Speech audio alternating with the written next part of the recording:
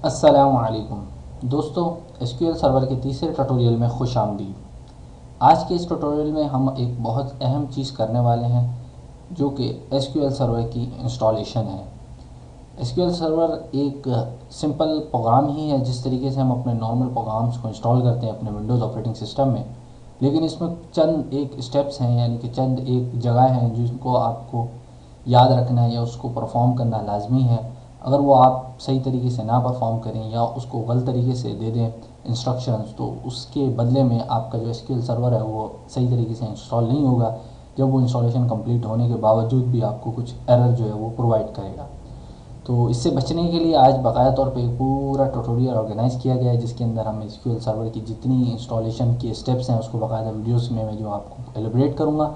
और इसके साथ साथ एक बात का ख्याल रखा जाए कि आपका एसक्यूएल सर्वर अगर इन केस ख़राब हो जाए या लाइट जाने की वजह से ख़त्म हो जाए या करप्ट हो जाए, कुछ भी हो जाए, तो इस सूरत में आपको दोबारा विंडोज़ जो है वो करना लाजमी पड़ सकती है।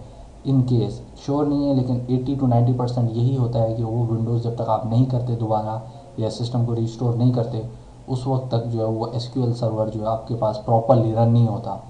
तो सबसे पहले तो मैं आपको ये बता देता हूँ कि एसक्यूएल सर्वर आपको कहाँ से मार्केट में अवेलेबल मिलेगा। तो सबसे पहले आप खोल लें google.com। google.com खोलने के बाद आप लिखें दी पायरेट बे.se।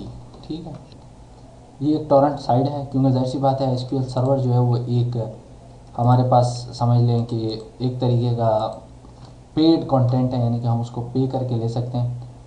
ये मैंने शायद गलत खोल दिया लिंक, मैं द पायरेट बे.se। ठीक है, इस लिंक को आप खोल लें द पायरेट बे.se। खोलने के बाद इसके अंदर आप जाके सर्च करें एसक्यूएल सर्वर 2008 R2। ये वर्जन है एसक्यूएल सर्वर का। मोस्टली बहुत सारे वर्जन अभी चल रहे हैं मार्केट में। 2016 जो है वो लेटेस्ट है, लेकिन मैं आपको प्रेफर करूँगा क्योंकि सिस्टम की रिक्वायरमेंट ज़्यादा होती है तो ये इजीली 2 GB या 4 GB रैम पे जो है वो रन कर सकता है। उससे ज़्यादा अगर आपको चाहिए, अगर रैम है तो फिर आप उस पर चले जाएँ। उसमें कुछ स्टेप्स डिफरेंस हो सकते हैं, लेकिन ओवरऑल जो स्टेप्स हैं वो हमारे पास सेम है। तो अगर आप ये टॉरेंट्स फाइल डाउनलोड कर लें और करने के बाद अगर आप इसको डाउनलोड कर लें पूरे एसक्यूएल सर्वर को, या आप बआसानी मार्केट से जाके इसको परचेज कर लें, या इसका सर्वर नाम है मैं आपको बताता हूँ एसक्यूएल सर्वर 2008 R2। ये आप ले लें, ये आपको बआसानी मार्केट से मिल जाएगी डीवीडीज़। एक डीवीडी के अंदर या 2 डीवीडी, एक डीवीडी के अंदर मेरे ख्याल से आपको अवेलेबल होगा मार्केट में, तो आप इजीली परचेज़ कर लें। और परचेज़ करने के बाद जब आप कर लेंगे तो ज़ाहिर सी बात है आप एक सिस्टम में आ जाएंगे, क्योंकि मेरे सिस्टम में भी ऑलरेडी एसक्यूएल इंस्टॉल है। तो मैंने इसको पूरे को स्टेप्स को आपको दिखाने के लिए मैंने एक वर्चुअल मशीन यानी कि VMware का सपोर्ट लिया। ये इसी तरीके से कि मैंने एक पूरी नई विंडो अपने सिस्टम में दोबारा से इंस्टॉल की हुई है और उस विंडो के अंदर ही मैं आपको बाकायदा तौर पे एसक्यूएल सर्वर को इंस्टॉल करना सिखाऊंगा। तो अभी मैं खोल लेता हूँ अपना VMware। ये VMware वही मैंने जिस तरीके से आपको भी बताया कि ये पूरी एक तरीके की विंडोज़ ही है, लेकिन ये विंडोज़ के अंदर विंडोज़ है, ताकि क्योंकि मैंने ऑलरेडी उसको इंस्टॉल कर चुका हूँ एसक्यूएल सर्वर को अपने सिस्टम में। अब दोबारा इंस्टॉल करूँगा तो वह एरर देगा। तो कंप्लीट उसको आपको सिखाने के लिए तो मैंने विंडोज़ के अंदर एक और विंडोज़ कर लिए। ये जैसे आप सिंपल समझें कि ये आपका अपना ओरिजिनल PC है। आपने जस्ट क्या करना है कि आप जाएंगे अपने उस फाइल के अंदर, यानी कि फॉर सपोज़ आपने वो खोल लिया एसक्यूएल सर्वर R2 CD जो आपने परचेज़ की, ये देखें यहाँ पड़ा हुआ है, इसको आपने ले लिया। ये आपने सपोज़ ख़रीद लिया मार्केट से। आपने ख़रीदने के बाद इसकी एक फ़ायदा ये कि 32 और 86 ये दोनों के अंदर अवेलेबल है मार्केट में। आपने जस्ट सेटअप के ऊपर क्लिक करना है, डबल यस करना है इस ऑप्शन को। यहाँ ये मेरे से यहाँ पासवर्ड मांग रहा है क्योंकि यहाँ पर मैंने रिस्ट्रिक्शन लगाई हुई है, वरना ये आपके PC के अंदर पासवर्ड नहीं मांगेगा। जैसे ही आपने किया, ये कुछ विंडोज़ के अंदर ये कहेगा, आप इसको ये करके रन प्रोग्राम कर दीजिएगा। अगर ये दोबारा भी यही कहे तो आपने यही करना है। तो ये अभी यहाँ पे जो है शुरू हो चुका है प्रोसेस हमारा एसक्यूएल सर्वर की इंस्टॉलेशन का। तो सबसे पहले आप देख लीजिए इसमें करना क्या है। आपने कुछ प्लानिंग को, कुछ चीज़ में जो है आपने इसमें कोई चीज़ को आपने हाथ नहीं लगाना या उसको जो क्लिक नहीं करना, डायरेक्ट इंस्टॉलेशन के ऊपर चले जाना है। और सबसे पहला tab new SQL server stand alone installation और ऐड फीचर्स, ये आपने इसके ऊपर जो है क्लिक कर देना। ठीक है, जैसे ही आप क्लिक करेंगे ये रन का आपसे ऑप्शन मांगेगा, आपने इसको रन कर देना। अब ये लोडिंग ले रहा है। जैसे ये लोडिंग ले तो आप इसकी शो डिटेल्स कीजिएगा। इसने ये पास कर दिया। अगर ये कोई चीज़ एरर दे तो आप समझिए आपकी विंडोज़ में या आपके कोई सिस्टम में एरर है, अदरवाइज़ ये एरर देता नहीं। अब ये नेक्स्ट स्टेप आ चुका है। इसके अंदर आपने क्योंकि जाहिर सी बात है मार्केट से परचेज़ किया होगा या टॉरेंट से डाउनलोड किया होगा, तो इसके अंदर की जो है वो आपको ऑलरेडी मौजूद होगी या मिलेगी। नेक्स्ट आप कर लें।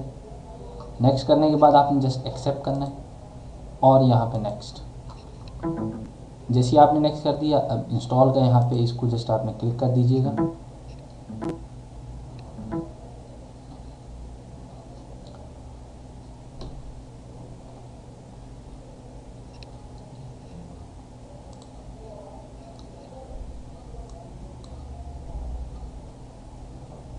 एसक्यूएल सर्वर थोड़ा सेटअप जो है इसका थोड़ा ज़्यादा है, तकरीबन 4 से 5 GB का सिर्फ इसका सेटअप है। तो जब इंस्टॉल होता है अप्रॉक्सीमेट 8 से 10 GB में ही इंस्टॉल होगा।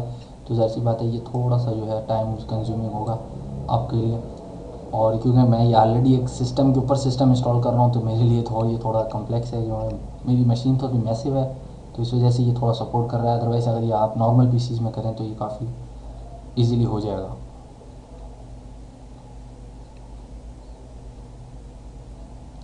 तो ये इसने यहाँ से ये वाला प्रोसेस ख़त्म हो गया। इसमें आप देख लीजिए, इसमें कोई भी चीज़ जो आपको अगर हार्ड लगे तो आप बाकायदा तौर पर कमेंट करके पूछ सकते हैं। मैं बाकायदा इसकी स्नैपशॉट्स भी जो है वो आपको दे दूँगा, ताकि आपको और थोड़ा क्लियर हो जाए कि हर स्टेप पे क्या करना है। अभी जो चीज़ है ये आपको मोस्ट इंपॉर्टेंट है, ये आपको थोड़ी सी देखनी है और उसको थोड़ा सा समझना है कि किस तरीके से होगा। विंडोज़ फायरवॉल की कहेगा, वार्निंग देगा, आप इसको कुछ नहीं ओके कर सकते हैं। अगर इसके अलावा और कोई इसने वार्निंग दी तो आप समझें आपके इस विंडोज़ में कोई प्रॉब्लम है, अदरवाइज़ ये देगा नहीं। जैसे ही आपने किया तो अभी इसमें आपने क्या करना है, सबके ऊपर चेक कर देना है, सिलेक्ट ऑल। ठीक है, मैं चाहूँगा कि आप इसको डिफ़ॉल्ट डायरेक्टरी में रखें, यानी कि आप जिस ड्राइव में सेव करना चाह रहे हैं। अगर आप चेंज करते हैं तो देख लें। मैं आपको प्रेफर ये करूँगा कि सिस्टम में सी में मौजूद होता है विंडोज़, तो वो थोड़ी सी जो है इसकी अच्छी रखेगा। और एक चीज़ याद रखिएगा कि आपकी सिस्टम की स्टोरेज, जैसे कि मैं आपको दिखा देता हूँ अपने अप्रॉक्सीमेट, मेरे पास जो है वो फ्री है 44 GB। तो आपके पास तकरीबन 20 GB अगर खाली हो तो मैं कहूँगा कि बेस्ट है, नहीं तो 15 GB में भी ये ईज़िली इंस्टॉल हो जाएगा। ठीक है, आपने सेलेक्ट ऑल कर दिया और नेक्स्ट कर दिया। ठीक है, देन आपने क्या करना है, इसको डिफ़ॉल्ट इंस्टेंस पे रखें तो बेहतर है मेरे लिहाज से। और ये अगर आपने डायरेक्टरी चेंज करनी है तो आपको अगेन आपको कहूँगा कि आप फर्स्ट टाइम इसको कर रहे हैं तो आप इसको चेंज ना करें तो बेहतर रहेगा।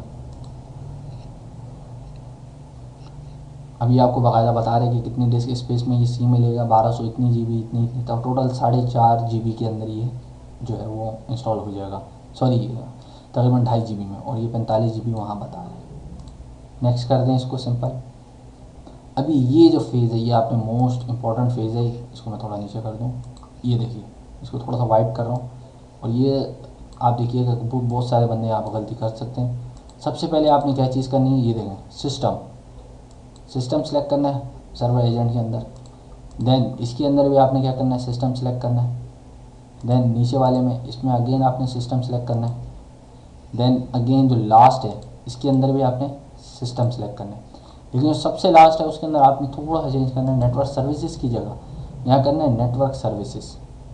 ये भी देखें, ये बिल्कुल सेम है। और ये आपने ये इस वाले को सिलेक्ट करना है और ये इस तरीके से।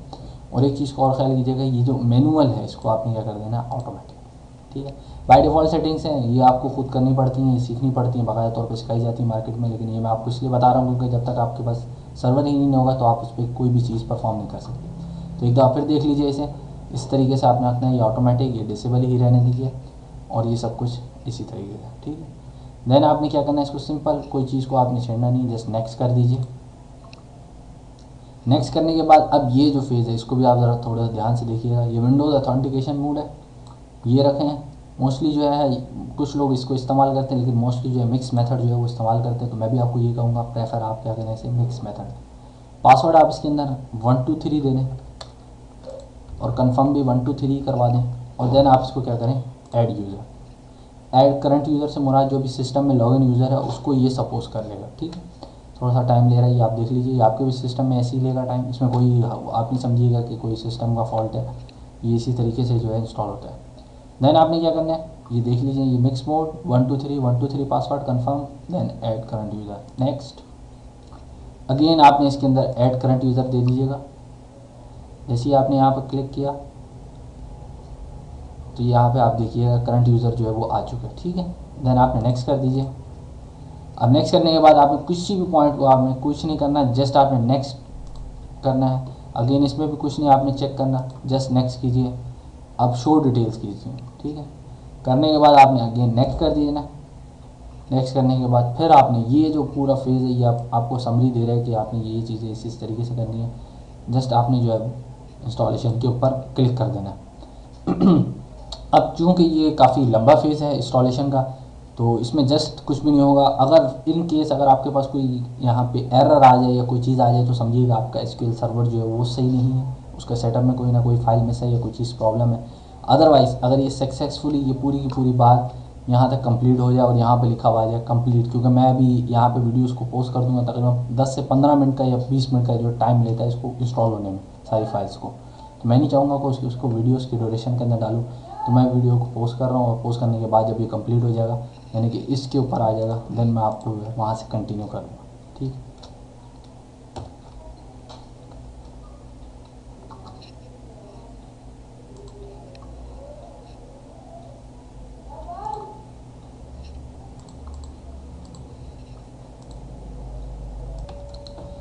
दोस्तों हमारी इंस्टॉलेशन कंप्लीट हो चुकी है, तो अभी हम चलते हैं अपने इंस्टॉलेशन फेज़ की तरफ।